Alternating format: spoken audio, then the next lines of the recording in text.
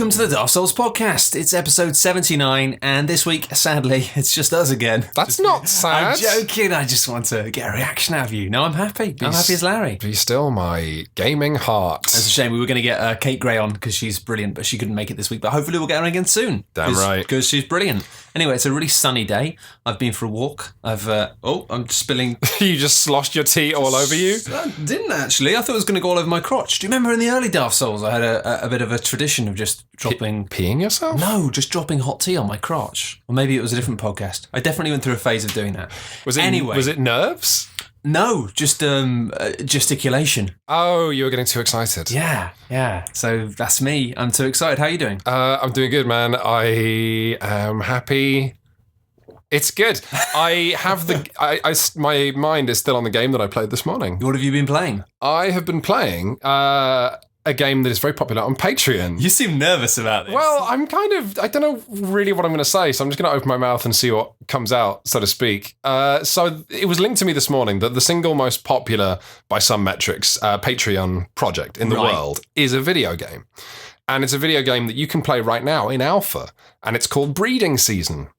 And basically, Matt, what it is... Is this you looking for ideas at how we can jazz up cool ghosts? Man, I would not recommend jazzing up cool ghosts in this way, because Breeding Season is basically a hentai game. Right. It's a hentai game combined with Harvest Moon. Now, I'm well aware that I often shift Daft Souls in a sexy direction. Maybe I am more interested in that than you or our audience. So this won't take long, not least because the alpha's really small as well. But Breeding Season is a cross between Harvest Moon and, I guess, sex, and like hentai style sex as well. So sexist moon. It's definitely not sexist, or at least... I didn't mean to say that. It's just it was the only way it passed. So yes, sure. So you know how Harvest Moon traditionally begins with like, hey, Matt, your dad's died and you've inherited his farm. Is it like you turn up to the farm and like instead of having to go around and clear loads of rocks and tree stumps off here, it's just like loads of people around the land that you need to fuck? So go away. You are startlingly close. But this is my point. Like, the reason it's successful on Patreon is it taps into a very common impulse, which is there are all kinds of sexy sort of monsters type things, and you can hire them and you can breed them, just like regular Harvest Moon. Or you can have sex with them yourself, because something that's very valuable, just like it is in real life, and Harvest Moon doesn't model this, is the semen of prized breeding stock. Oh, gosh. Guess how you get that semen, Matthew? You know what? There's nothing actually dirty about what I'm saying, but saying the word semen on Daft Souls... Slowly. Yeah, saying it slowly is probably worse, isn't it? It's a thing, isn't it? I tell you what, it's not sexy as well.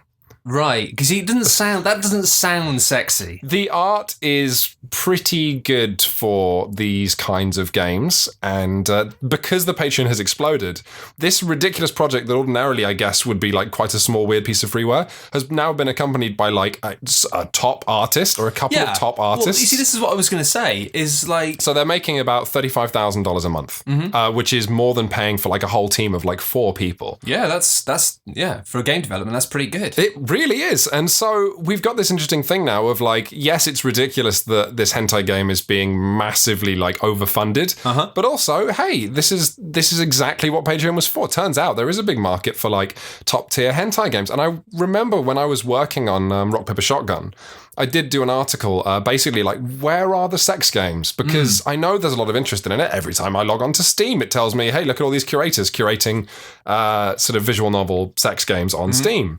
And so I'm kind of actually satisfied to see gamers putting money where their pants are and getting this thing made. No, I mean, I'd like to see more of that stuff as well. Like, I've always said that, like, there's nothing wrong with sexy stuff at all. It's just, it's kind of frustrating at the moment where you have this subculture of people in games who are just constantly getting aggravated when kind of unnecessary weird sex stuff pops up in just other games. It's like, that's why, we should have more dedicated sexy games. Absolutely. So you can just be like, you want a sexy game? Go and play a sexy game. I'm with you, man. And like, I like Harvest Moon. I came around on Stardew Valley, and while it wasn't necessarily for me for a couple of reasons, I really like what they did with it.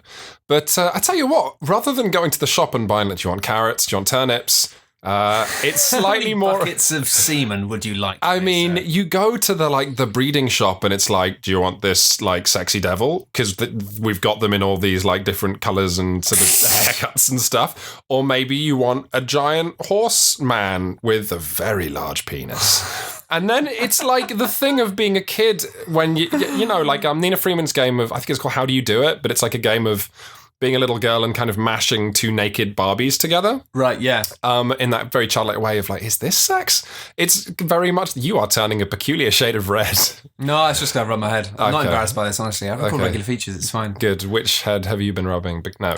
But it's a fun thing of like, which of these like sort of quite well-drawn, like beautiful maybe the wrong word, but like, which nude horseman do you want? And then you're like, oh, I could. So you get a wide selection to choose from. Yes, and then the way they've done the animations is, you know, there are special like animations and what I will sort of not shy away from describing it as wank fodder. When you select which of the two animals you want to breed in your particular paddock, there is quite a long animation of you like clicking your way through a series of like increasingly excited animations before eventually the two animal / demon / you, because you, the farmer, can have sex with any of your particular things. Obviously.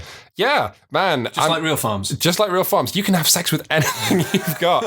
You own it. It's yours. Yes. Ah, dark. Anyway, yeah. If this sounds like the kind of thing you want to support, then... Well, it's kind of fascinating because it's this thing of like, I was just thinking, well, hang on a minute, like, surely it seems to me bizarre when you were like saying this has got such a huge amount of interest on Patreon. To be honest, there is a massive, subculture on Patreon as well of like sex stuff. Yeah, erotica and stuff, Which is fair enough, I suppose, because it's just... Because why not, right? Yeah, because a lot of shops and stuff, I guess especially in America where sex is and sexuality is so tied to almost religion and stuff, it's very much like kind of people going, well, we're not selling that in my shop. Yeah, this is it. A lot of businesses as well and big name publishers will not associate with sex. So like Patreon has actually provided this extremely good outlet for like the kind of porn that people want to see. Yeah.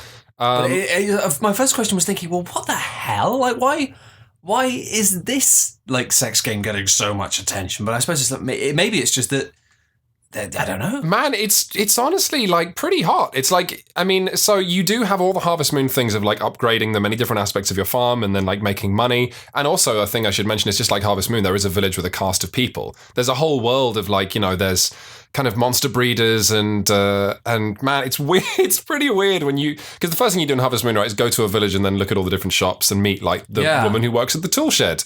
So like it's the sexiest high street you will ever go to because all of the different people who work in different shops, and I would presume in the full game, because why wouldn't it be like as feature rich as they like because they get so much money, you I guess have relationships with those dudes as well. Yeah. But it's like, you know, you go to the tool shop and it's this like huge slab bear looking dude who's like, you know, who's there if you want him, I guess. And then, you know, all the different like other things you could be into and like kinks and stuff are all represented on the high street. And stuff. It's a bit weird. It's like kind of an analogy of Pokemon, of being like, it is Pokemon. Here's my Squirtle. You look after my Squirtle. I've had sex with him. I tell you what, you know, would you be surprised if I told you there's no shortage of Pokemon porn? No, I wouldn't be surprised. Of course you wouldn't. Yeah, so that's fascinating, I suppose. I'll tell you what I kept thinking about during that, weirdly. It was a game I haven't played for years. I think it was because you were talking about like the... there's a game I haven't played for many, many years. Wait, I want to mention... Did I mention actually what this game was called? Breeding... Yeah, you did. Okay. It's called... you mentioned it again, though. It's Breeding something? Oh, God, I'm going to look this up very quick. No, you said it. You definitely said it. Okay, then we're fine. Yeah. Or you can also find it by searching for the top Patreon projects. Yes. And there is an alpha that you can play right now if you do want to throw them money because maybe you want to do that as well. Maybe that's you. Yeah. Sorry, you were saying? I was saying it was reminding me, makes me think of a game called Dragon Warrior Monsters. Mm-hmm. Now... Dragon Warrior Monsters wasn't a sex thing. It might shock you to hear. Okay. It was like... if we could stay on topic, that would be... I'm sorry, Quinns. But it was like a Pokemon knockoff, basically, but it was the dragon... so you trained sort of dragons and stuff? No, it was... what's the bloody series called? Dragon Quest? Yes. Right. So it was like a Dragon Quest version of you bred Pokemon. slimes and... You bred slimes and dragons and all the different types of monsters and stuff, and there were so many different types of dragons, and you could crossbreed stuff. Yeah, that's exactly what this is. So, like, in a thing that, again, Harvest Moon doesn't actually model of, like, what you... And I've seen from, like, looking at the wiki and stuff, the artists are having a lot of fun with, like, what happens if I breed this, like, gremlin creature with the cat girl I've got? And then they have, like, a mashup of the art, and then, of course, you can breed that with something else, and then you increase its stats, and then ultimately you can sell it. So it's actually a livestock breeding thing. And I would not be surprised if this ridiculous hentai game is the most robust animal breeding game, full stop, that has ever been made. Yeah, this is the thing. It's like, I often think about this game, Dragon Warrior Monsters. I think it was on the Game Boy Color, I believe. Because it was like, I think they were just trying to get on board the Pokemon train. But I remember it being, like, in many regards, a lot shonkier than Pokemon. Like, I've just said Pokemon in 3 different ways in about 10 seconds. That's going to infuriate people. But it was still quite exciting. I remember the dungeons were. What was it? What format was it on? It was on handheld, Game Boy Color, I think. Okay. But I just remember like the dungeons being pretty boring, but just the system of being able to like grow these things in eggs and then breed them to get better stats, and also unlocking like new types of dragons and new things. And I just remember like the scope of like mystery of unlocking stuff, because I think it was all just based on rather than catching things, it was just collecting things and then constantly crossbreeding to see what you could make. Yeah, and that's really cool. A whole genre of those games on iPad as well. But yeah, again, like similarly to how you can look at board games and see loads of ideas that video games have never taken. I think if you look at the mobile space and you see how fun all this breeding stuff is and crossbreeding, and then like getting a new animal and going, oh my god, what happens if I breed that with that? That's a funny one. Like if anyone's listening remembers that game as well and wants to let me know whether or not it was actually good, because I can't remember. I must have been about 14, 15 or so when I was playing it. You enjoy it? Yeah, I loved it. I mean, it was like it was one of those games where I recognised it had tons of faults, but I played it after Pokemon because I got Pokemon really early. Okay. So I kind of burnt out on it before it arrived in the UK properly. It was just a fluke thing. I just happened to find it in a shop and it was just it shouldn't have been there. But yeah, I mean, I was looking for other things. When I started getting into that, I was like, this is really cool. Like, it wasn't as polished, it wasn't as nice as Pokemon, but yeah. But the thing is, it's a game that I've never really heard about since, and I've never seen since. So it's like I've only got kind of very vague nostalgic. That must be funny as a journalist as well, like because you and I always like to take small games that people aren't necessarily playing and put them in front of people. Mm-hmm. So to have played something as a kid, and then as an adult, you're like, shit, was that game good? Should I have told people about that? Yeah. Was that a gem that I would have got kudos for? I'm presuming it was good. It was actually my first introduction to the Dragon Quest series. It wasn't until years later when Dragon Quest VIII came out on PS2 and everyone started going, oh my god, this is really good. I actually thought, okay. And it was one of those things where at the time I was thinking, all the enemy designs in this game are really interesting. And all the like, it was inventive. And of course it was because it had quite a lot to draw from already. You played Dragon Quest VIII? Yeah, I played a bunch of it. It ended up being a real tedious grind. Man, me too. So I loved what they were trying to do with 8. And if people aren't aware, sort of the Dragon Quest games are sort of like Final Fantasy, but a bit more traditional. And didn't they re-release 8 on like 3DS or something recently? Yeah, they've been re-releasing a lot of them on 3DS as well, including the one where you start the game as a kid and then end up in a prison for a long time, which Tim Rogers says is the best one and is one of his favourite stories in any game. So if people would like to, I think it's Heavenly Sword? No. You see, I played a cool one I liked called Realms of Reverie. Which is that Dragon Quest : Realms of Reverie? Yeah, I think that was what it was called over here or in America. I can't remember. Was there reverie, dancing, that kind of thing? Probably.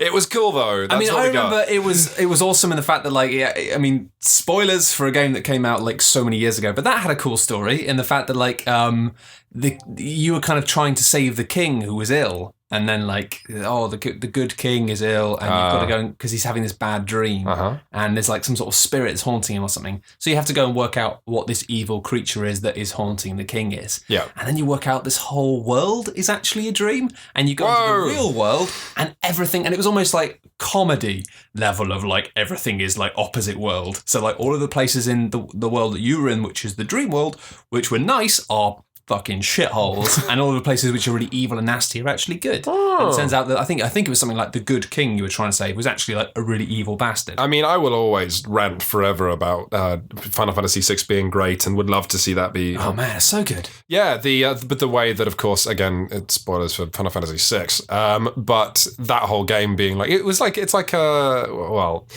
it's like another popular comic book series, which people may or may not have read, but where it's like, we're going to save the world! And then, you have your final encounter with the guy. It's like, we're going to stop you from blowing up the world! And the guy's like, I did that. You're late. And then the world falls apart. And then the back half of Final Fantasy VI is the fascinating thing of all the same areas you visited before, but what are they like after the apocalypse? What is every single character that you recruited before doing after the apocalypse? Because people who are previously strong become weak and vice versa. Really fun stuff. Just a massive exploration of like, What do you do? What happens after you fail and trying again? Which is really neat. Which is fair. You didn't think. I mean, 6 is so good. I love the turnaround. The fact that like the guy who you think is just the light comedy relief, baddie, just ends up being actually like just the worst man who ends up being the real bad guy. To finish the thread we had earlier, Dragon Quest VIII being such a bizarre thing when you've got, at a time when you've got Final Fantasy, like trying to do such interesting, weird stuff, Dragon Quest VIII was unique, if people didn't play it, for saying, we're just going to get, I'm quoting this from Consolvania actually, we're just going to get everything right. And so it's this perfectly ordinary story of like, there's a curse and you're a boy with a sword, and then you meet a nobleman and a sorcerer and you kill slimes. Yeah. And it's a story of friendship, and it's really chasing that what if Studio Ghibli made a JRPG, and how sweet would it be, and how nice can we make the animations? Of course, Studio Ghibli were going to go on to make an RPG, and it was bad, certainly far too slow and it was a bad paced. RPG, yeah. No, I mean, like, it was a beautiful little thing. Ni no Kuni we're talking about here. Like, it was gorgeous. I love the music. I love the world. But it was a pretty bad game. Like, and I would fight anyone who says otherwise to the death. But as someone personally, who has an interest in like old fairy stories and very traditional stories that are just told immaculately, like Dragon Quest VIII was interesting. That's kind of what Dragon Quest is in a weird way. Final Fantasy is always like, it's always having these stories of grandeur, and their tone has changed over the years, and it has like similar threads going through. But with Dragon Quest, it's very like purist in a way of being like, they do have, the world is always like the big green world, and swords and slimes. It's always the slime that you encounter first, and it's always the same blue slime. Each one just tells a simple story quite well. So I think it's not even with 8. I think they all do that, as far as I can tell. I'm sure that all the cool gamers and cool ghosts listening to this will know this bit of trivia, but Dragon Quest VIII, of course, or Dragon Quest series in Japan is a game that has actual legal legislation about it, and it cannot be released on I think like a weekday, which is when all games are traditionally released in Japan, because it was causing dips in the economy, because so many people would not show up to work because it was a new Dragon Quest day. So those games legally have to be released on a weekend now, which I want to say that's the only franchise which Japan has ever done that for, which I think is cool. It is cool. Ah, man, good JRPGs. I'm really hoping, because they are making Ni no Kuni 2. I'm really hoping they actually do a good job of that. Man, all of my JRPG my hype glands are trained entirely on Final Fantasy 15 and Persona 5. There was a new trailer for that today. I haven't seen it yet. Me and my fiance said, there's a new trailer for Persona 5, and I went, should we watch it on my PC? And she went, yeah, and then we couldn't find it because it was at some kind of press-only event or a leak or something. All right. But after this podcast, baby. Yeah, I'm kind of like, I'm in two minds. I'm like, should I watch it or should I just try and go in blind? I like the way that you think, Matt, and I want to do that too. I want to know nothing. Yeah. And it was funny, there was someone tweeting about Persona today saying like, because the trailer for 5, the trailer I saw before and apparently the one today, makes it look just ice cool, like, cool as a cucumber, like unbelievable menus and sexy music, and they were tweeting saying like, Persona 3, sad, depressed teenage gun club, Persona 4, idiots who are bad detectives, Persona 5, incredibly cool, sexy cat burglars. And I read that tweet and I'm like, man, no, they look sexy, but wait until they open their mouths and start talking, which is the point that any Persona game goes from like being so cool to just kind of, you put up with it. I'm going to play 5 and it's going to be great, but they're kind of always like annoying characters that you learn to love. Oh yeah, but like you taught me the phrase mere exposure, right? Where if you spend enough time with something, you do eventually grow to like it. Yeah, it's true. And it's hard to know how much of Persona is there. Especially with JRPGs and JRPG stories, because you spend 100 hours with these characters. Like, especially, I think probably the best example of that is actually in a video I put up today, I had a tiny reference to What was the video you put up today? It was a video about Ratchet & Clank, the PS4 kind of reboot remake. It's a very short video. It's basically just talking about how it's like a fun thing that I'll talk about that in a second, actually. But basically what I did with Final Fantasy X was I just had a really brief mention about saying, now I'm thinking about Final Fantasy X and now I'm sad. Because I love that game and I love the story. 10, actually, Final Fantasy X being similar to Dragon Quest VIII, right? In as much as it was a Final Fantasy game that just took things back to basics, tried to just get that really cutesy art and like sweet story with an evil sorcerer. Yeah. And no robots, which was the series' traditional like arc. Yeah. Yeah, I don't know if that came out after 10, actually. I think it might have been. Oh, that's 11 I'm thinking of. Yeah, you're getting mixed up. Yeah, I know what you mean, though. But but it's just the fact that I really ended up liking a lot of the characters in Final Fantasy X, which is crazy because a lot of those characters were fucking awful. And like Whacker, like fuck off Whacker. Like, I just remember some of the early cutscenes in that game being like preposterously obnoxious. Like, I hate these characters. But Yuna, like half of her lines are just kind of going, and that's it. Oh man, like the whole. But in the end, I found it really touching, and I cried a little bit at the end. And I do think that's probably 90% mere exposure. But anyway, I made a video. It went up on last week on Thursday. You can find it on the site. It's about nostalgia and Ratchet and Clank. Really short thing. It's basically just the fact that this is a weird, funny thing of the fact that they've slightly modernised this really old game and made it all glitzy, but made it also busier and made it a bit easier and.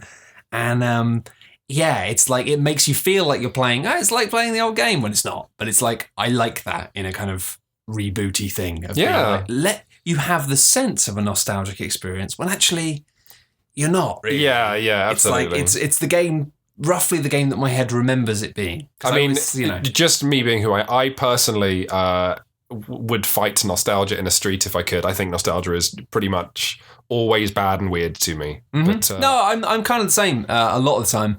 Well, nostalgia's fine. I get it. It's just personally. Like... Annoyingly, though, I've realised there's a couple of things I forgot to mention in the video because I'm an idiot. But I forgot to mention, the fact that they changed it so now you got all this like health that's constantly boosting all the time, and it means like you actually level up your health bar. Where the original game was a bit of a grind sometimes in terms of getting through areas if you kept dying again and again and again. Whereas this, like, it's just a bit easier. Yeah, and because it was before Halo's regenerating health took over the world. Yeah, whereas in this, it's still got the same system of like you pick up health to get more health, but then your health bar gets bigger as the game goes on, and it means that you kind of just slowly you slowly just roll. Snowball. You snowball through the game, and there are moments that are tricky, but it's never like frustrating and never really slows you down. Also, the fact that it's like, because that means you get through it probably faster than you would have done the original PS2 game, and it's cheaper. I mean, it's not cheap, but 30 quid for a PS4 game out new is, unfortunately in this world, cheaper. So it kind of feels Did we figure out how long it is? Because I do want it, but 30 quid for me, if it is short. Oh no, wait till it's cheaper, like, because it will. Yeah, like it just means when it's cheaper, it will be really cheap. Like it'll probably be like 10, 15 quid in like 3 or 4 months. Yeah, I'm into it. Definitely wait. Talking of nostalgia, since we're like hopping from game to game and like we've been playing games, it's nice. Yeah, like, it's good. I've got another one to talk about later as well. But you were playing Wolfenstein when I came in. I was, yeah. What's the Wolfenstein: A New Order? Is that right? Wolfenstein: The New Order. And it came out 2 years ago? 3? Probably like 3 or 4 in now. History. It's an old game now. It's dead. Yeah, it's the touching story of B.J. Blazkowicz, inventor of the blowjob, who's trying to fight that off shouldn't have made me laugh. an army of robot dogs who are convinced that they invented the blowjob, when that's ridiculous because they're robot dogs. They haven't even got proper mouths. Did we ever mention on Daft Souls the preview I did for Wolfenstein: A New Order? I might have done when I talked about this game originally, but do now because it's fucking brilliant. Well, to games journalists at least, but yeah, anyone who likes things to do with games. Yeah, so previews in general are always like the most frustrating thing for anyone to do as a games journalist, because like you're kind of hamstrung by the relationship you've got with the PR if you're doing a preview in the first place. So usually it's like, game looks great. It's going to have these guns and maybe these things will be bad, but hopefully not. I hope it's good. It's just so formulaic and so trite. And so my friend got paid to do a preview, and he went to the preview event and took notes the whole time. This is Brendan Caldwell, and he also wrote some of it in shorthand in the interview. And I took all of his notes and his shorthand, and then I wrote the preview for him. And we were like, we put this like front and center. It's like, because it fitted for Wolfenstein, because Wolfenstein was a franchise that you have to struggle to care about anyway often. Yeah. So it was like, we're going to take this as seriously as they're taking like creativity seriously. And it was kind of a statement, but it was also like a pretty accurate preview. Yeah, like, you got a lot of it right. I remember being quite impressed. Yeah, based on... The preview was you like guessing what the notes meant and writing the preview, and then Brendan going, well, this is what I meant. Like, oh yeah, I forgot. Yeah, he pops in occasionally to be like, yeah. But it was funny because he didn't write those notes for me. He wrote them for himself. So they're all insane shorthand. And the actual shorthand, if you've never seen shorthand, is like, I had to get a dictionary and then just translate it. It's like Stargate shit, isn't it? It's the most Stargate language, yeah. But yeah, no, that's a wonderful piece. I will link that in the description for the podcast on coolghost.net if I forget. It seems like a pretty nice, robust little shooter. It's solid, right? And I started playing it way back when. I had some problems with it when it came out because it didn't run with AMD cards. It had real issues with slowdown, and it was kind of ruining the cutscenes. So I stopped playing because it was that the cutscenes. I got the sense that the kind of first-person cutscene bits were really good and really fun and really intense. And I was watching them over your shoulder this morning and thinking to myself, I remember when cutscenes were fun. Precisely, yeah. And yeah, it's good. And it's both fun sometimes, but also horribly intense. And it started doing this thing where the characters were speaking out of sync. And I thought, no, this is spoiling something that's actually quite good. So I stopped it and then I came back and I didn't touch it for ages because when I had to reinstall my PC, I lost my save files. And I was like, I can't be bothered playing the first 3 hours again. But I felt like enough time passed. So I'm like, no, I'm going to get back in. And you know what? Just playing the first hour of the game again reminded me, it's... The first hour of the game especially, it's so good. It's got so many cool design decisions. It's just bizarrely, it just doesn't work. What do you mean? There's some of the design decisions basically are things that are Wolfenstein stuff, and they don't really, they haven't aged well.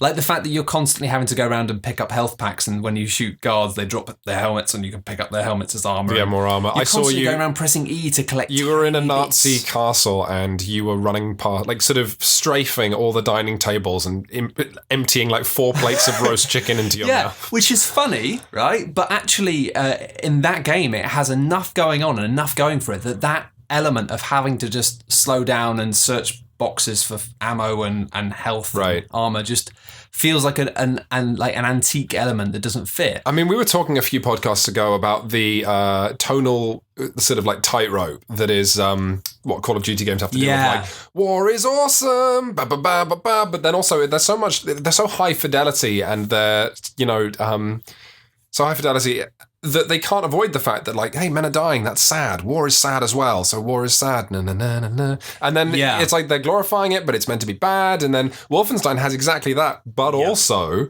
the bizarre nostalgia factor of some things are just straight up odd because they're Wolfenstein and they're callbacks. It's kind of a shame. It's sad and exciting and sort of old-fashioned it's just insane. It is, and that's the thing is it's in many ways playing it. In many ways, I'm just struck by the fact that it is brilliant in lots of ways. The craftsmanship, you mean? Yeah, and also of the developers. Some of the tonal stuff is brilliant as well. Yeah, the voice acting seems really good as well. The voice acting is quality. The cutscenes are really entertaining animation and stuff. And some of the facial animation is a bit ropey, but it conveys enough. Weirdly, the sound design in the game, the kind of mix as you're playing, and isn't that great, the sound engine. But fabulous use of music. Within the first 5 minutes of the game, the main menu screen is just wonderful shoegaze, a genuinely pretty cool shoegaze track. Then you're in a ship and it's starts playing some classical guitar, and then it's playing something that almost sounds like it's about to start playing Eye of the Tiger or something. There was some actual metal at one point when you were scaling a castle. Yeah, it literally, the soundtrack just jumps around all over the place, and rather than just doing that kind of Hans Zimmer bullshit. And it's exciting to have a game like that where the soundtrack is just jumping around all over the place, and it just also it just has. In a way, it just feels quite culturally informed. In a way, you kind of feel like the people designing it have a broader interest in lots of things. But then, weirdly, again, that is then hamstrung by the fact they're making this sort of bizarre Nazi robot thing. Yeah, I mean, you are knifing dogs to death while there is classical guitar. That's the thing. It's it has moments of genuine human terror and tension. It has moments of... There's a lot of sort of the moments where you're undercover or you're not very powerful, and there are some very evil people there. Yeah, and even obviously people have talked about the bit on the train a lot as an early section where it's genuinely quite stressful and harrowing. But again, it's just that weird thing of it being... It's funny because Wolfenstein is so close to being the perfect setting for a shooter in the fact that you're going around with silly guns, blasting the fuck out of robotic mutants who... I would argue that Bulletstorm was the greatest setting for a shooter. No, that is true. But this is the thing is that's what I mean. Is Bulletstorm is sort of the same thing, but just without the Nazis, and it's just that thing of it being like for many years it was perfect because it was like, well, the Nazis, but now it's like.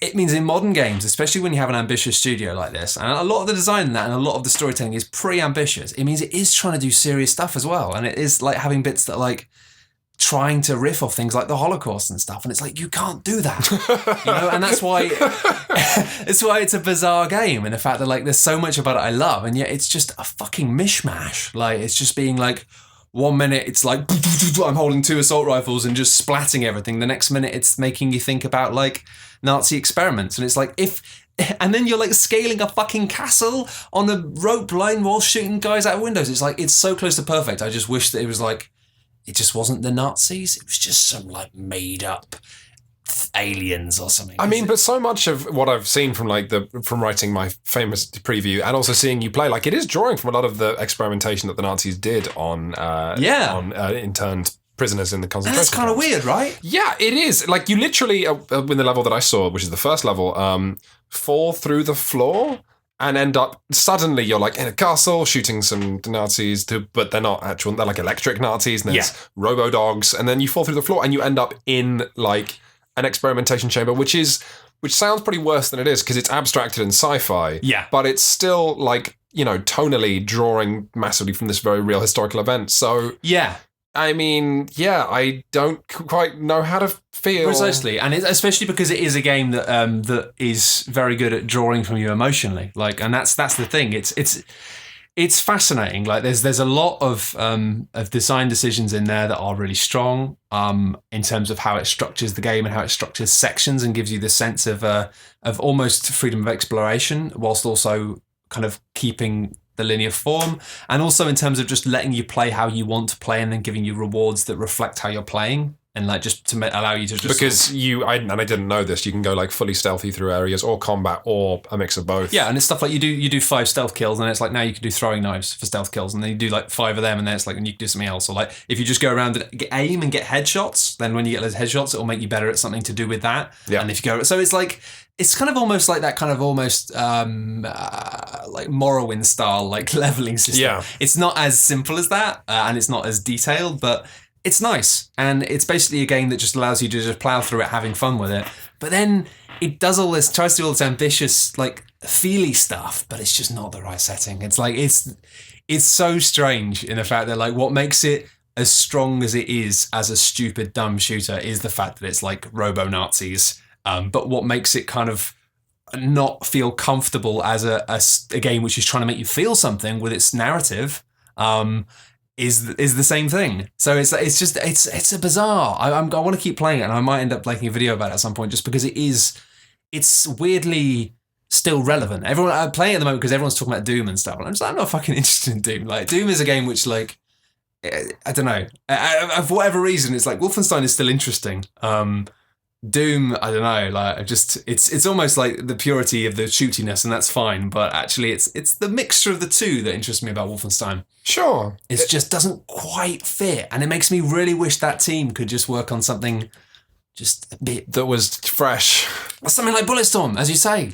Of being like... And if people do want a shooter that is incredibly cheap and very entertaining, Bulletstorm single player gives like so much, like the writing and the setting. It's set because it's called Bulletstorm. I'd understand if it passed you by, but if you do enjoy the occasional shooter, Bulletstorm has you crash landing on a planet in the future which used to be a paradise planet, but is now overrun with Mad Max Fury Road style gangs. So in addition to all the imagery of these like cool punk gangs, which the art designers have just gone to town on. Also, you have this like completely... Imagine Gears of War, but in like a holiday resort. So rather than Gears of War, where destroyed beauty, all these beautiful old, but quite boring stone buildings that have fallen apart. It's like, no, you're fighting in a swimming pool or a club, or but obviously it's falling apart and funny. It is the funniest FPS I've ever played. Yeah, I think it's definitely up. Which there. Makes it sound like the humor is bad, but no, it's like laugh out loud humor. No, it is funny. It is funny. There are very few games I actually think are funny. Like lots to try, but my god. Like, Jesus, if I have to see another parody game which is parodying games, it's like, nope, that's not how parody works. Anyway. Before we move on to, I guess the other game I'm playing, I should just quickly mention, music in the new Hitman is extremely good as well, but very consistent. It's got a soundtrack that dynamically like becomes more or less exciting depending on where you're at in the plot.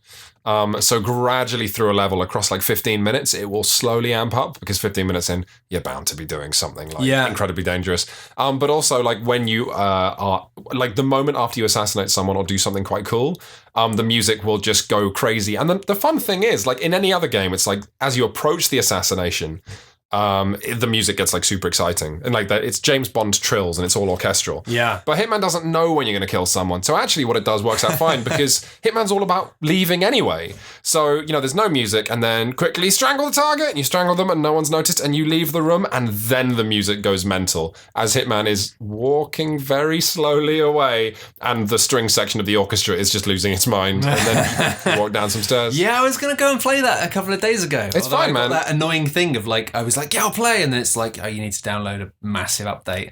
I find that increasing now. Like it used to be just the PC. I'm kind of getting quietly resentful of the fact that we've now entered an age where you can't just put discs into machines and have a go on something. I saw at the drop of a hat. Yeah, I saw the people who bought the XCOM 2 Collector's Edition, which has all the DLC coming, were annoyed because like the first DLC pack for XCOM 2, which is called Anarchy's Children, is just loads of like, again, Mad Max style, sort of very punky. I thought it looked awful, but that's just, I don't like that aesthetic. Sure, so but I was like, I don't want that in my game. It is overwhelmingly negatively reviewed on Steam because so you go to play XCOM 2, but there's a big patch, and then you're like, oh, okay, because you bought the Collector's Edition, right? Right. So then you load up your game, which is patched, and suddenly all your soldiers have mohawks, and because it randomizes the accessories, right? Which is what XCOM's always done, but you didn't ask for this or sign up. So in the middle of your campaign, suddenly all your soldiers show up, and they're like, hey, dude, and they've got, green hair. And I would have flipped a table. Well, you would not. You'd be in good company. I wouldn't have minded because I would have just manually, I guess, reset a lot of stuff. Yeah, no, I would have done, but I would have flipped the table first and then gone, oh god, I better put that table back up.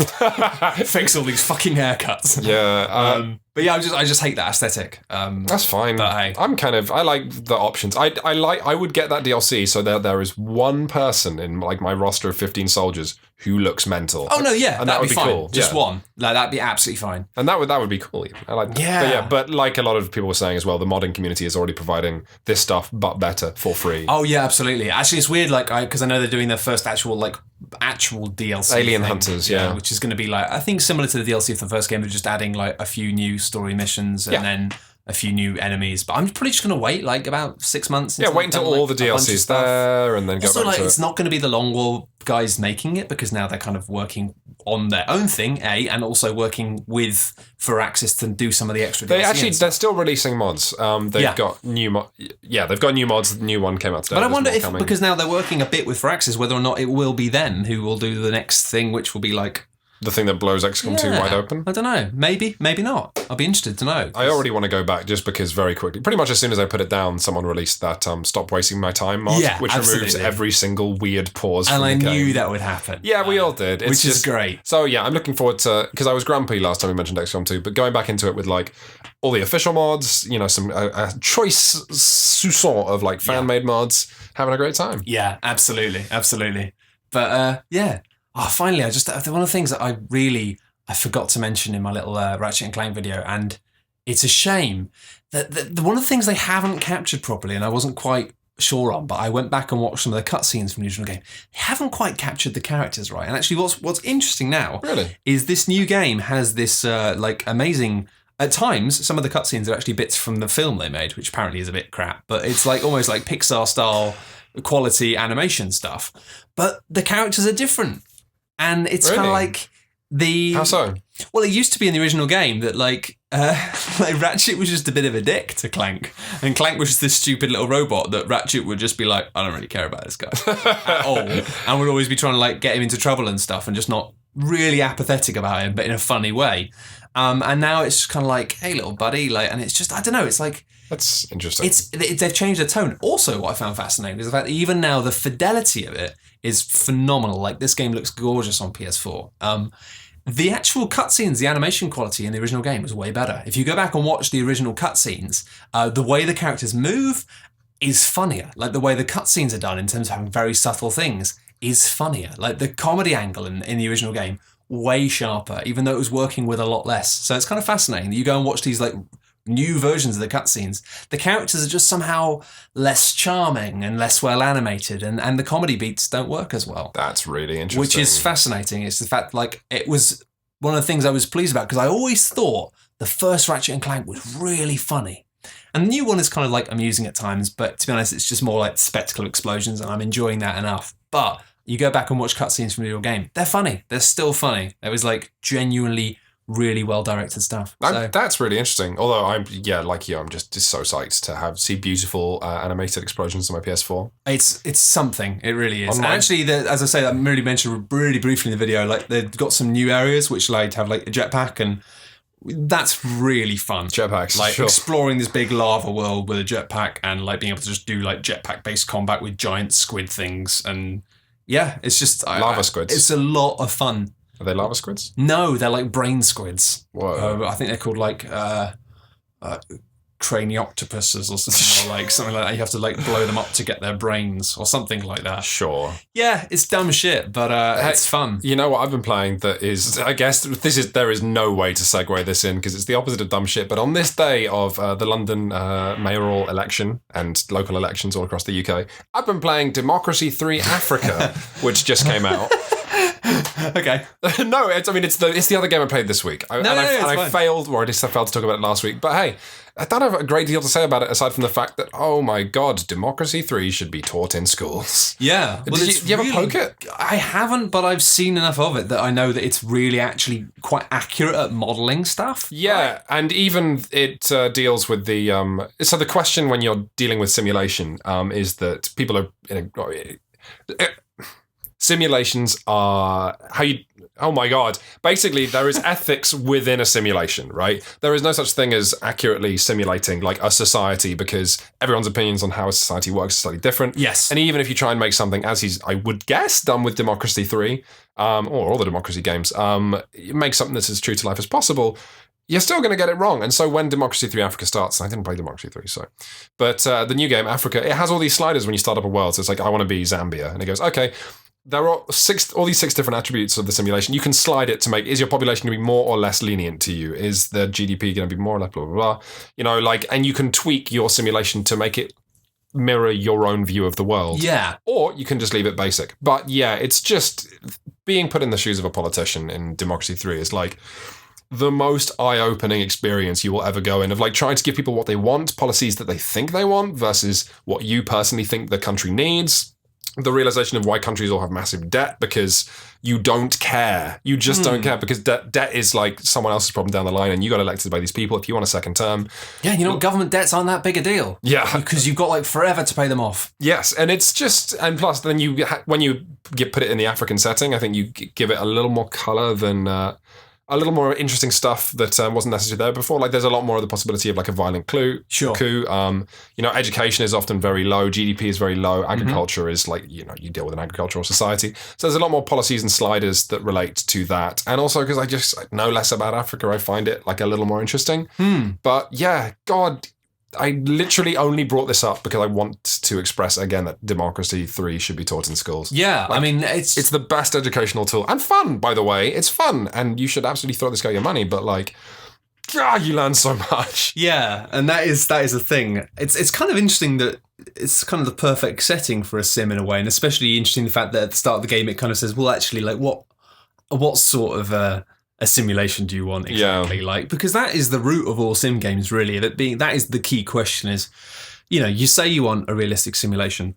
What do you actually want? I mean, what did I called City Skylines when I was doing the Steam Surfers videos, when I called City Skylines like 7 gig of pro roundabout propaganda. Precisely. Like, and actually that was a fascinating thing. I like City Sky. God, I could be worse. Could I call it Scatty's Skylines? I like City Skylines a lot, right? But I do think like it's a lovely game, But I do think still that SimCity was like massively unfairly like berated. Like I still think the level we've of talked about vitriol- this before. But now having played Skylines, Yeah. I kind of get it. I mean, because- Skylines is more like a fish tank than it is a simulator. Yeah. You know, you just build beautiful things and sometimes you run out of money. But it's the fact that Skylines, what it does right, because it came from a traffic sim game, basically, it gets the traffic so right.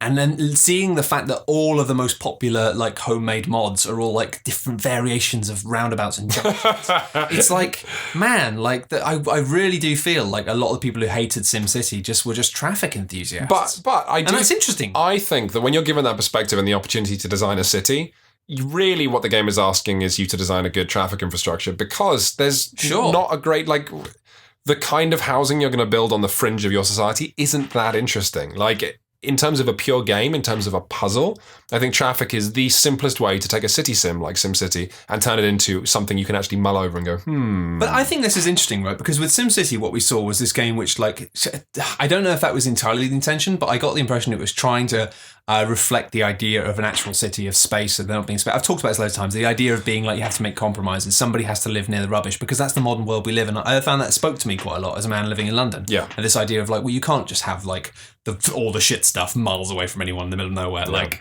because that doesn't work.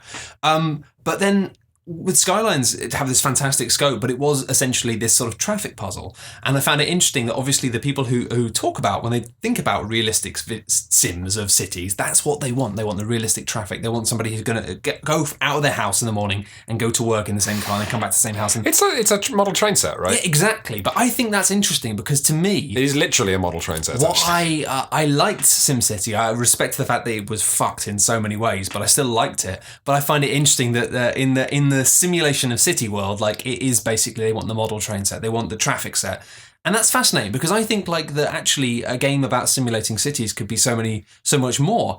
I think especially in the fact that in all of these games, like the reflection of happiness is all based on simple things like there's a school within radius. It becomes this radius thing of amenities, and then you see the big smiley faces glowing. Yeah, up. yeah. And like, I'd love a game which was more about kind of actually thinking about the well-being of citizens and stuff, and actually like going in and tweaking parks and stuff and being like, how can I make this, like, how can I make the people in this city happier, but on that being the focus rather than being like, well, all of the cars move around accurately. I mean, a real thing you could do is, I don't know how City Skylines does if you crank the difficulty from normal to very hard, because I think it might end up being more similar to what you're talking about. Oh no, there still is that stuff, but I just think it'd be fascinating to have more of a microscopic thing about that, about basically treating cities as being societies that you have to manage. I mean, something like a cross between, like, you know. Yeah, sure. I think I always talk about how, like, leadership, and I find leadership on exactly the same lines fascinating, because Mass Effect is like, oh, you can be a starship captain.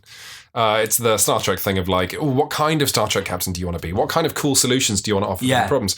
But like, as I've gotten older and as I've like got some experience in managing people and also playing board games that do a lot of leadership stuff and role-playing games, leadership and being a boss, like, if a game were to model that accurately, it's about making the decisions that no one else wants to make. Yeah. It's if Mass Effect were a realistic leadership game, and Sunless Sea does a lot more of this, it's balancing your own personal greed and your desire with what the crew like actually wanted. Yeah. And yeah, Sunless Sea has one of my favorite things in Sunless Sea is we've talked about this, the island of corals. And there are chess sets that are made of corals, and basically it's the sort of magical realist thing that when you touch corals, you start having dreams. And, you dock here and then you start spending time there, and you spend a lot of time there and you're clicking around and it's really fascinating. You're learning all these secrets. And then it occasionally hints at the writing of like, you see your crewman here. He looks very nervous. He says, Captain, we've been here for a long time. The men would like to leave. And you don't know if you've been here for like 9 months. Yeah. And it's a great moment. But I think this is exactly the same thing. Do people want the reality of a city simulator, or what City Skyline offers of making nice things? Well, it's like you talk to like people.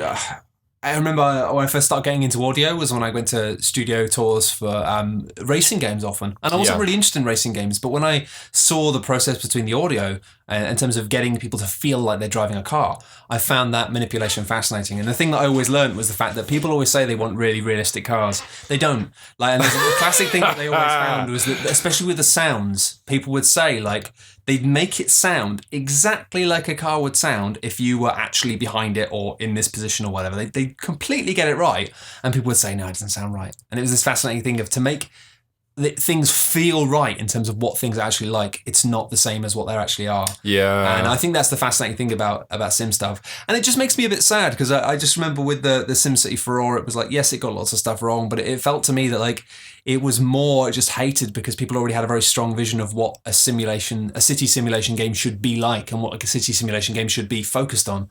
And it kind of feels to me that like I love City Skylines, but I feel like with that community now, we're never going to see a different sort of city sim that's going to thrive. Well, I mean, this takes us full circle. This is what Patreon is for, right? It's like, this is where independent developers can receive money from people who really do want that gritty simulation. And again, like Democracy 3, if you want to learn what being a leader is really like, Democracy 3 will absolutely show you bizarre stuff like I realized that the long-term side effects of me desperately trying to get people out of poverty, infinitesimally, that was causing less like very poor people and people in poverty and creating a larger middle class. And a middle class would no longer like my policies of pulling people out of poverty because they want focus on stuff that benefits them. Yeah, and it's just absolutely insane. So yeah, vote. Although I guess this is going out 4 days later, so I hope you voted. Hope you voted. Good stuff. Should we answer some questions? Let's answer some questions. Tabs over the question thing, and this week I've cleverly sat in the position where I can read them. Charlie asks... if you would like to ask questions. Oh, yes. You can do so on coolghosts.net. Click on Daft Souls. You can go straight the way through to the question thread. We've got a big comment thread. Upvote questions, leave questions. Have a look. There's lots to see. Have a look. People, in fact, have conversations in this thread, which is bad because our system for saying we've answered the questions is to delete them all. So we have to manually scrub these interesting conversations I feel a bit from bad. existence. Like, people turn up and I go, well, that was an interesting conversation. Napalm. There must be a better solution, but currently we don't have one. I don't know, man. This is the best solution. It's pretty good. Anyway, I've ever used. We have consistently had very good questions on this. So, hey, more napalm, fine. Charlie asks, what's more important, playing a game as it's supposed to be played or playing it so that you can enjoy it?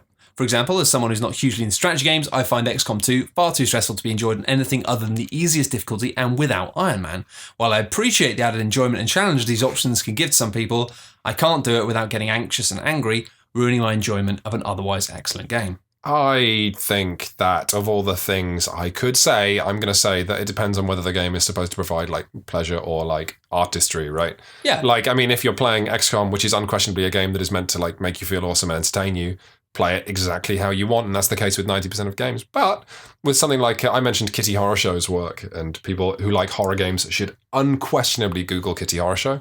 I think she's the best horror video game designer working today. And but if you were to like say, I want to play that, but maybe it's a bit scary, so I'll play it with the lights on. It's like, that is different because that is actually just erasing the sole thing that game was meant to do, right? Yeah. I think it's a balance. It depends on whether the designer is performing art, in which case you should be trying to go where the artist is and meet them there. Whereas if it's just fun, then obviously live your life. Well, I don't know. I think even when you say just fun, it's almost like the tool. You're using the game as a tool to have fun. Yeah, right? Sure. And I still think, like with any circumstance, there is a way to optimize that tool. However, like you don't have to use a tool to use for the same thing. Like like the way I'm going to use a grater, for example, to grate parmesan and a courgette will be very different. Like and I wouldn't want to cross. It always those comes back to courgettes with you. Food's a great analogy for everything, and courgettes are awesome. Anyway, it's that thing of like I think. There are two ways. I think XCOM is an interesting one in the fact that, like, personally, I had an amazing time playing on relatively easy difficulty without Iron Man and reloading. I still had a wicked time. I then found, especially with the original XCOM, when I went onto a harder difficulty and put XCOM on Iron Man, I felt that for me, it was like it changed the game. And that for me felt like the optimal way to play it. But the optimal way to play it in a way which was intense, stressful, and... For me, I love that kind of experience. For other people, I can see, like, they don't like that. Like, sometimes I feel like I don't want that. I feel like my life is stressful enough already without having added, like, anxiety from games. Sure. But I think that when people say, oh, that's not the way a game is supposed to be played, I think that's bullshit. But I think that there are often optimal configurations in order to have a certain type of experience. Yeah, sure. I agree. I mean, I'm always, just because I feel too strongly about games, if someone tells me that, like, they played Kentucky Route Zero with the sound off, I will explode. Yeah, absolutely. Like, and I find the same thing as me. Like I see people, I've said it before, people are saying, oh yeah, Dark Souls and like Bloodborne. It's a lot easier if you just turn the music off because then like, it's not as stressful in the boss fights. It's like, yeah, but that's like, what? Like that's the whole point. Like, to me, the whole point of those games.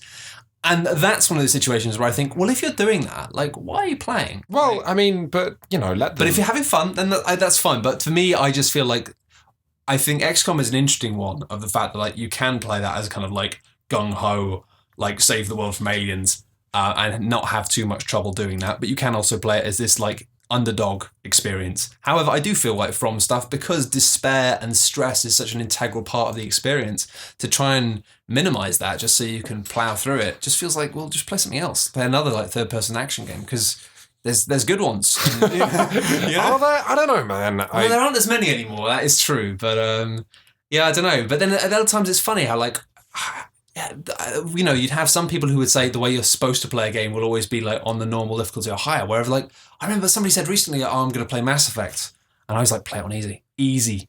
Like, because then it just means you are like a guy with a shotgun who just walks and shoots things, and you're the space captain who saves the day. Because that game is just purely unenjoyable on anything other than easy. If people did need another example of sexism within the games industry, there have been a few cases of women within gaming articles suggesting that stuff like Mass Effect or Pillars of Eternity should have an easy mode because they don't care. And the difference in response when a woman writes that versus when a man writes it is, like, I think, to my mind, like one of the single most obvious examples of like people being treated radically differently. It's a huge cultural thing in games for so long in terms of selling lots of bullshit to idiots as being just about being the best. And it's quite American, I guess, but I don't think that's entirely it. That's why we have, like... Did you see the sorry. Well, that's why you have the whole, it's a cliche, but that's why you do have the whole culture of Mountain Dew and Doritos, just this sort of like salt and sugar and caffeine of, this idea of keep playing, keep playing, winning. Keep practicing, keep winning. And I think like, way back in the really history of Daft Souls, like 50 episodes or so, there was that amazing, I talked about that amazing article on Gama Sutra, which was like all the different words that different languages use to refer to beating games. Yeah. Because only America actually says beat. I think in England we tend to say finished. Mm-hmm. And then in like Spain or Sweden, they say looped, which is awesome. Like, oh, I looped it. Because you go back to the beginning. And some really interesting ones in there. So if people Google Gama Sutra, different words used to complete games, they'll find a really fun little article. I used to say completed or finished, but I've kind of gone to done with now. Because it's like, it's sort of more a personal thing, and it's like, it doesn't reflect the game itself. It's just like, I feel like I've had my experience with it. Yeah. I'm like... That's just part of being older. When I was younger, I would religiously finish any book I started, which was dumb as bricks. I struggle so much to finish games because I have the sort of mind that latches onto all the systems that you do. I feel I need to be more careful when I recommend stuff. Yeah. Hey, Matt, I played this mobile game. It frustrates for me 5 though, minutes. because I see like lots of people saying, recently, like, and I'm fascinated by it because I've seen particularly a lot of women talking about Dragon Age Inquisition. A lot of women seem to really like that game. And I think I love it because I think it's because, I don't know why, but I know it's quite story-based and I know it's like quite character-based, but I also know that they've brimmed it to the full with lots of like kind of bullshitty MMO tasks to do and mini quests and things to complete in each area. And my brain just loves that shit. Have you played it? No, but I feel like I just get stuck. You and I should play it. I kind of want to play it, but I feel like I just get stuck on like collecting 10 antlers. And I just be like, I know I don't have to do it. I know I don't enjoy doing it, but I can't stop my brain from gravitating towards it. I really would love the option to just, at the start of the game, just say... turn off this stuff. Do you want it? Like, it is funny that Assassin's Creed especially, like Assassin's Creed works so hard to immerse you in the world, and then there's giant floating flags and stuff. And I can't stop myself from doing it, like just completing everything. And I don't ever finish the game. What's weirder, that you can't stop yourself from doing it and then don't complete it, or that I know I don't care about this stuff, but every time like I start a new Batman or a new Assassin's Creed, I'll be like, this time, and like quite literally, this time I will collect 100 flags was something that was in my head when I played Assassin's Creed Black Flag. And like, obviously I didn't. No one does. See, I'm getting better at knowing that I can't. I just look at it and go, no, I'm not going to ever do that. And then why bother starting? Very weird stuff. It is weird. Tom Bickmore asks, I spent a good hour creating my husband and wife in Fallout 4. That's an interesting relationship you have there, but I'm not going to judge. And that's something I never do, says Tom. What are your stances on character creators? What are your favourites and least favourites? I got into trouble because when I started Bloodborne, I half-heartedly made my fiancée as my protagonist. But I did like, you know, like... So it's like a bad cover version. No, dude, it looks nothing like her. Oh, right. Like, and you know, she's got glasses. Like, she looks kind of dorky. But I was like, yeah, I'll do this with like a flavour of my fiance. And then I met, unthinkingly, she's in the room. You mentioned it. I was like, oh, yeah, I tried to make you, because I thought that's a sweet thing to do. And she saw it and was just like genuinely offended. And then to get me back, and this was very efficient of her, she made her character look like me, but she spent something close to 55 minutes on it. Wow. And it looks exactly like me. You know, I used to make characters look like me quite a lot, and that's difficult for two reasons. One was my hair, when I used to have asymmetrical curly haircuts.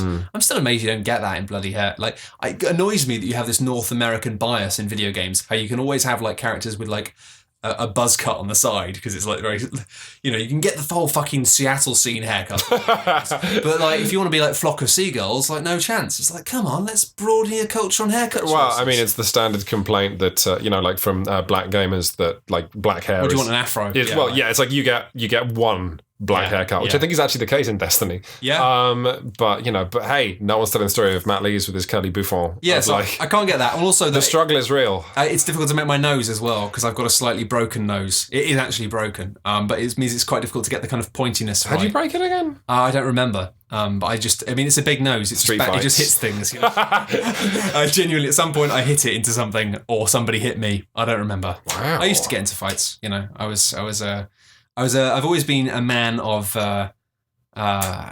know, fights. No, a fight man. I've always been a man who doesn't like to compromise. Yes. That meant that when people would be saying things about me, or behaving in a way I thought was wrong, or trying to behave towards other people in a way I thought was wrong, I always stood up for it. But I was a bad fighter. So I'd always stand up for what I believed in and get beaten up. But that was fine. I think there's a quote. I was reading this like rock and roll memoir, and it was a guy. Like, one of the questions for an interviewer was like, "Have you ever been in fights? How many fights have you been?" And the guy's like, "Oh man, look, I'm not going to tell you the answer, but what I will tell you is every single person who I've seen start a fight has lost it in my life." Yeah. I'll tell you what. No, my childhood was just more like I also didn't compromise, but when I didn't get my way, I just cried, and it was. I didn't break my nose, that's for sure. No, yeah, I just at school I had a lot of fights, but it's fine because I think it was that got me good at talking. Basically. Sure. When you need to talk about fights, you just get good at talking and making people laugh. Then they won't hit you. Response to Tom Bickmore's question is that my favourite, or the character creator I feel most fondly, was Eve Online's. Back in the day when it first came out, it had the most rigorous, impressive tech. Because I tell you, I mean, the CCP they know their tech. And it was because it never had to render the face in anything other than like a portrait. It had an incredibly rigorous character creator, so you could just draw a picture, basically. Yeah, but with flesh, I guess. Anyway, so you spend forever on this face, and then it's permanently locked behind. And you change the angle and you change the lighting. You have like a whole lighting studio, and then when you're done, it's like snap, and you get the photo, and that photo appears next to your ship. But like. Yeah, until recently, now you can walk around and. The thing I find about character creators, which I find a bit weird, is sometimes they're just like, I don't know enough about the tone of the world, right, to make the character, because it's the first thing you do often, or like really early on. So it's this thing of like with Fallout, obviously it's fine. You just think, okay, I'm just fucking. But often it's like, what? So you say what? Fucking what? I don't know. Like you tailed off there. I just fucking save worlds. Well, yeah. Like I don't know. With some RPGs, you actually choose traits, like with stuff like the first Dragon Age and maybe some of the new ones. Just like I'm a nobleman and stuff, and it's almost like. You want to get more of a feel for what your character is, because then you can get an idea of what they look like. When often you do it so close in the period of where you're making a character that I just don't really care that much, and I just go for something generic, because it's almost like I don't care about the character yet, so I don't care about what it looks like. Bloodborne's been the last game I actually spent ages making a weird character. Well, you knew it was going to be. Because I know, but it was like the game was drenched in the tone already, so I was like, I'm going to make it really creepy. Yeah, you want to buy into it. There's nothing worse than spending an hour on character creation and taking your first steps into a world and realizing it's garbage. Oh crap! What was I going to say? But my favourite creator is, I'll just quickly say, is the one, the Mii creator on the Nintendo Wii. Oh, because it's so simple and it gave you so little to work with. But I was really good at making. I don't know why, but I was really good at making Miis that look like people, like really like them, and. I used to really enjoy that when I was at university. I just used to spend like ages just being literally sitting in the front room just looking at someone like a painter. They're just looking at someone's face and then tweaking the eyes, looking at someone's again, and just choosing this limited set of tools to make like little tiny cartoon characters that looked uncannily alike The actual people. I finally remember what I was going to say, and it's now coming late. But the thing about choosing like your character class at the start, I remember that I can't have been older than 12, but it was an interview on PC Gamer with some veteran game designer. When all games started with like, do you want to be a ranger or a warrior or a mage? Like literally every single game. All of them. Yeah. And it was this designer... Bow, stave, or axe. Coming down from the mountain and saying, I remember this exact quote, he said, don't make me fucking choose, I don't know anything about the game. And I read that as a 12-year-old, and it was like, still learning about game design when I was really young, but I was like, oh, yeah, of course. You have no idea what you want to be. And, because you've not tried it yet. Yeah, Pillars of Eternity being like awful for that, where it's like, do you want to be, which race do you want to be? What class do you want to be? Yeah, what traits do you want to be? That was kind of fascinating. Although I found actually after a few hours of that game, I started to actually be like, oh, so I'm this. It was only after about 6 hours I was like, I'm one of these. It's not even an established trait. It's like, do you want to be a rune singer? It's like, sure. Yeah. And it's quite nice the way all those little factions all like exist in the world, but you don't know at that point. Like, and that's why I kind of feel like actually character creators, often I just like to be given a character. And I've talked about in the past, it's one of like reasons I like The Witcher. I'd like to see more games like that where you just, this is you. Like, you're this character. Like, and not just like your whatever face, muck face. But I mean, Witcher also proves that there's still room for flexibility within that character. Like, my Geralt is going to be different from your Geralt. Yeah, I wish there was less in the third, actually. It kind of annoys me that, it gives you too many opportunities to be just a really nice man. But maybe he's getting old and soft. Yeah, but I like the fact that in the first few games, it just always tended to be slant between, like, well, no, you still need to pay me. Well, Adam Jensen. My job. I think another great example of that is Adam Jensen, the protagonist from Deus Ex Human Revolution, who didn't ask for this. I was going to say it, but no, he didn't ask for this, and he's grumpy. But he'll do it anyway. Within that, he eats it anyway. That's what he ordered. It turns out that despite people making fun of that character for being so one-dimensional, like I love the dimensions of that character, and like I had this whole internal monologue going in that game of like, he didn't ask for this, right? Didn't he? No, he didn't ask for this. But there's a point, and like I went through the whole game non-lethally, and until I got to one point where you get to a room, and then it's like basically loads of people surround the house to get you. Yeah. And then they're like, oh, they're coming, they're breaking in. And at that point, my Adam Jensen was like, I didn't ask for this, but my God, if you try and kill me, I will use it. And I pivoted, went from non-lethal to lethal. And I love that in Mass Effect as well. And actually, what I don't like about Mass Effect is that Mass Effect rewarded you for sticking to one choice. Yeah, well, Deus for the Ex whole did game. as well, I'm sure. Like, no, Deus Ex was every decision was taken in a vacuum. Well, yeah, but I still think I'm glad we're shifting away from that era of achievements of being like complete the game without killing anyone. Oh, sure. Like, because it is like it's way more interesting from a character perspective to be somebody who doesn't kill somebody 99% of the time. And then that, but the one time you do, then it's absolutely. Like, have that is play Mass Effect as a paragon for the whole thing, and then that one point where you just straight up murder someone, that's badass. It's in Torchbearer, the RPG system we're playing exactly. now. It's Torchbearer is a system where it says, what does your character believe in? And then you actually get experience for whenever you play against it. Yeah. Which no one has even done in our session, but you're all looking at it being like... Yeah, it's going to happen. And again, that's the thing, is I think I was literally thinking about Torchbearer when I was talking about this. It's just that is more interesting to me rather than being like kind of a consistent character who just always does the right thing or always like to have a character that no, you don't like. There's going to come a point where you're going to go against who you are, and I think that games often, because they just don't have very good narrative, don't make you do that. Yeah, you are rewarded for sticking to one thing for the whole game, which is dumb because actually that removes interesting decisions from that. And actually, The Witcher 3 does a pretty good job of making you unsure about that, largely through its very grey situations. I mean, everyone's already talked about it, but the Bloody Baron questline was quite early in the game is pretty good for that, just because you don't really know what's going on, and you keep forming very strong opinions about it and being like, oh, I'm going to kill these people, or I'm going to kill these people, and then you learn something new, and you go, and you just end up being like, oh, I don't fucking know. Like,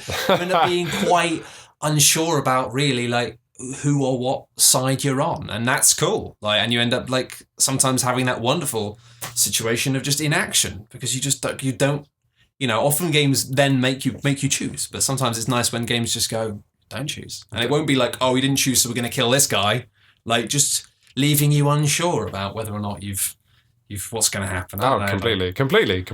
And we're in a golden age where people are fighting to learn those lessons. It's all good. Yeah, it's exciting times. This was a good podcast. I like this one. Yeah. It had sex, it had us being excited, it had politics. Sex, politics, and Ratchet and Clank. And thanks to everyone who left us a 5-star review on iTunes after I told you all to, because you're great and you did it. Yeah. And it's good stuff. We do appreciate it. And thank you just for listening. We've had a lot of people discovering the podcast quite recently. I'm not sure why. I guess eventually people have realised it's not a podcast about Dark Souls. But or maybe people are listening again because Dark Souls 3 is out. And they're like, listen to here's Dark the Souls Souls podcast. Yeah. And they're like, why are they talking about all of this weird sex with horses? I really hope this is their first episode and it's me going, right, let's talk about breeding cockatrices. Got horses riding around. Shit, I don't know if there's a cockatrice in the breeding game or if they've got to have there's that, got to be one. I mean, it must be on the list of things to make, surely. I mean, it has to be. It writes itself. I'm going to go support their Patreon right now. So many. Anyway, we should wrap it up there. Thank you so much for listening, though. We really do appreciate it. And we'll see you next week for another episode of We'll see you next week, guys. Bye. Bye-bye.